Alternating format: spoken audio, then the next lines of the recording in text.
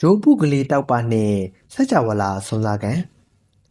ဟိုးဝေးကြီးမှာရှိတဲ့စัจ java လာကြီးထဲမှာတောက်ပါလို့ခေါ်တဲ့ဂျိုးပုကလေးတစ်လုံးရှိတဲ့တောက်ပါကတခြားဂျိုကြီးတွေလိုမကြီးပေမဲ့သူ့မှာထူးခြားတဲ့စွမ်းရည်တစ်ခုရှိတယ်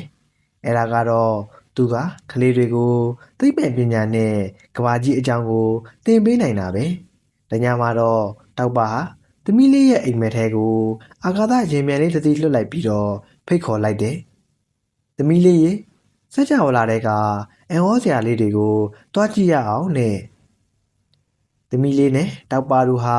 အာကာသထဲကိုပြန်တန်းသွားတဲ့အခါပထမဆုံးအင်္ဂါဂြိုဟ်နားကိုရောက်သွားခဲ့တယ်။သမီးလေးရေဒီဂြိုဟ်ကဘာလို့အနီရောင်ဖြစ်နေတာလဲသိလားလို့တောက်ပါကမေးလိုက်တယ်။အဲ့ဒါကသူ့စီမှာတန်ကြီးတက်နေတဲ့မြေကြီးတွေအများကြီးရှိလို့လေတဲ့။သမီးလေးကဘိုးသုဒ္ဓတစ်ခုရသွားခဲ့တာပေါ့။ဆက်ပြီးတော့ပြန်တန်းသွားတဲ့အခါကွင်းကြီးတွေနဲ့အရန်လှနေတဲ့စနေကြိုကြီးကိုတွေ့လိုက်ရတယ်။အဲ့ဒီကွင်းကြီးတွေကတကယ်တော့အဝေးကကြည့်ရင်ချောမွေ့နေပေမဲ့အနားကကြည့်ရင်တော့ရေခဲတုံးကြီးတွေနဲ့ကြောက်ခဲကြီးတွေအများကြီးစုနေတာတဲ့။အိုး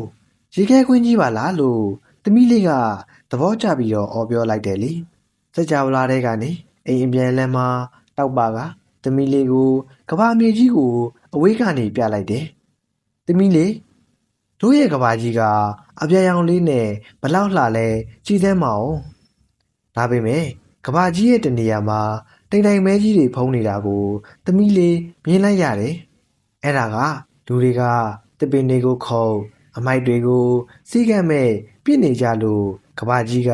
ဖျားနေတာသမီးလေးရဲ့လို့တောက်ပါကရှင်းပြလိုက်တယ်။သမီးလေးကတပင်တွေကိုချစ်ရင်အမိုက်တွေကိုစနစ်တကျဆွန့်ပစ်ရင်ကဘာကြီးကပြန်ပြီးတော့ကျမ်းမာလာမှာနော်တဲ့။သမီးလေးကလည်းဟုတ်ကဲ့ပါသမီးကဘာကြီးကိုဆောက်ရှောက်ပါမယ်လို့ကတိပေးလိုက်တာပေါ့။သူတို့နှစ်ယောက်ဟာခီးစဉ်အဆုံးမှာကျေတာယာနန်းတော်ကိုရောက်သွားခဲ့တယ်။အဲဒီမှာရှိတဲ့ကျေတာယာအဖိုးအိုကသမီးလေးကိုပညာရွှေအိုးလို့ခေါ်တဲ့မော်စာအုပ်လေးတစ်အုပ်ပေးလိုက်တယ်။ဒီစာအုပ်လေးကိုသမီးလေးအိမ်မက်ထဲမှာဖတ်ကြည့်ရင်သမီးလေးကလူကြီးဖြစ်လာတဲ့အခါတကယ်တော်တဲ့ပညာရှိလေးဖြစ်လာမှာပါတဲ့အဖိုးအိုကလည်းသမီးလေးကိုထပ်ပြောတယ်သမီးလေးပညာဆိုတာအလင်းရောင်ပဲပညာတတ်မှသမီးလေးကတခြားလူတွေကိုကူညီနိုင်ပါတဲ့သမီးလေးက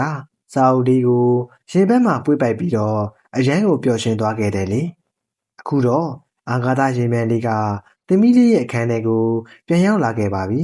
ဂျိုးပုကလေးတောက်ပကသမီးလေးကိုလက်ဝှေ့ရမ်းပြီးတော့နှုတ်ဆက်လိုက်တယ်မနေ့ဖြန်ကြရင်ကျောင်းမှာပညာတွေအများကြီးသင်ယူဦးနော်တဲ့သမီးလေးဟာစัจ java လာတဲ့ကဂျိုကြီးတွေကြက်ကလေးတွေနဲ့ကဘာကြီးကိုချစ်ရမယ်ဆိုတဲ့အတီးလေးကိုပွေ့ပိုင်ရင်းနဲ့ဘိုးအိုပေးတယ်ပညာရွှေအိုးလေးကိုစိတ်ကူးထဲမှာဖိုင်ရင်းနဲ့နိမ့်နိမ့်ချိုက်ချိုက်အိပ်ပျော်သွားပါတော့တယ်ကွယ်